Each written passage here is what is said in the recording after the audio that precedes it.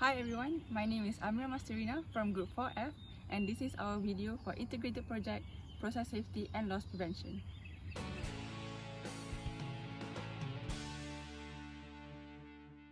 Phenol or monohydroxybenzene is a part of an organic compound family that consists of a hydroxyl group attached to a carbon that is part of a benzene ring. The National Fire Protective Association or NFPA classifies phenol as extremely hazardous. Phenol can be produced from the air oxidation of cumene. Towards the end of the production process, there is a distillation column used to separate phenol from other constituents such as nitrogen and acetone. In this video, we will be identifying the hazards present in the distillation column, and next, a hazard study will be done based on the hazards identified. Lastly, recommendations to improve the safety aspect of the distillation column will be proposed. Without further ado, let's go to the first agenda. Hi, my name is Rashidi. Now I will talk about the hazard in this project. Hazard is any source of potential damage, harm or adverse health effect on something or someone under certain condition of work. Now let me explain the hazard in a distillation column in the production of phenol from cumene. First, the substance enter the distillation column are mostly flammable liquid. There's a lot of heat involved in the distillation column and it will give a high input heat at the reboiler and condenser. If one of these malfunction, it will cause a major effect to the distillation process in the column. For example, if a condenser is breaking down, the column will be overpressure and it will cause explosion. Second, overheating is also a hazard in distillation column. It is important to know the heat transfer that the column can reach, as this is normally the maximum heat that the distillate and residue can be exposed to. Temperature set in the column must be optimal so that it obeys the heat transfer of the column and the component inside. Lastly, flooding can occur if the column is not designed well. Flooding can be defined as the excessive vapor flow causing liquid to be entrained in the vapor up in the column. Flooding may also result on the increasing the pressure and temperature inside the column. This also will lead to the fire and explosion inside the distillation column. That's all. Thank you. Okay, hi, I'm Rafi, and I will explain about chapter 4b, which is hazard study on the distillation column. So first is, what is hazard? So hazard is the systematic technique to identify potential hazard and operating problems. So basically, hazard is has stand for hazard and op stand for operating problems. So in hazard, there are steps or procedure that needs to be followed. A list of guide words is used to generate deviation from normal operation corresponding to all conceivable possibilities. Guide words covering every parameter relevant to the system under review.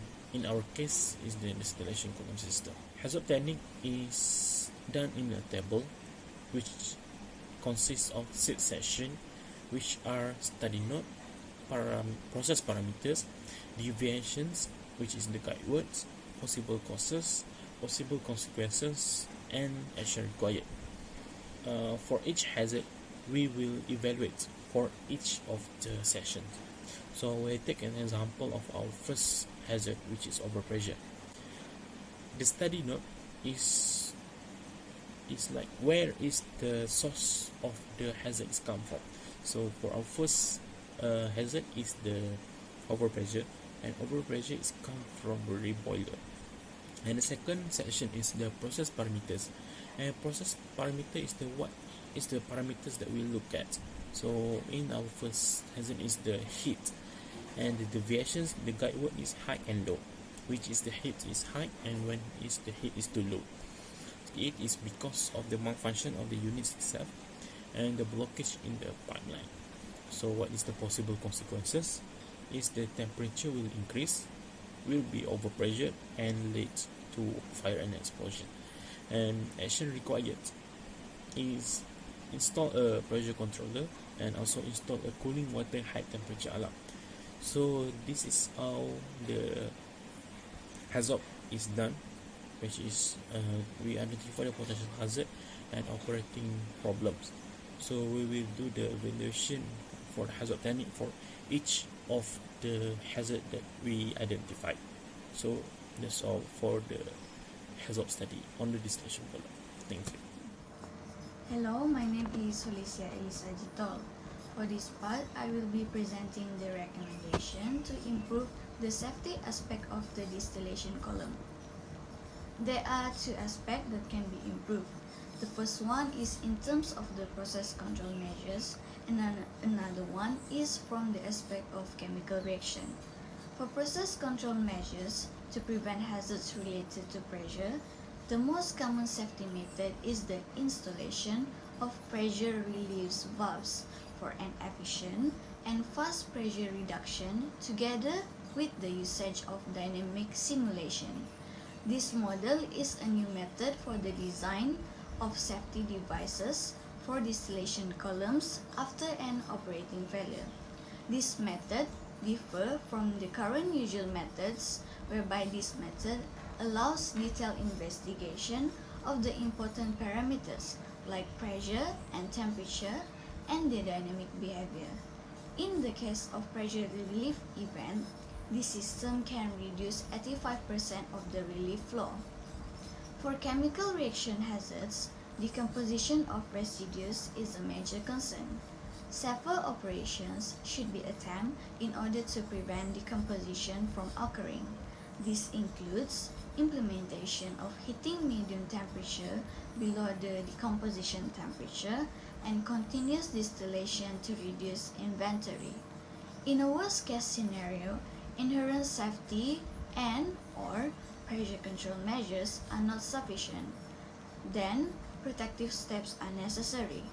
Common options to be taken into considerations are quench, drawn out, and relief venting. That's all from me. Thank you. In conclusion, we have identified the hazards related to the distillation column in this process, which are overpressure, overheating, and also flooding. Next, a hazard study was conducted allows us to determine the cause, consequences, and what actions we can take to mitigate this hazard.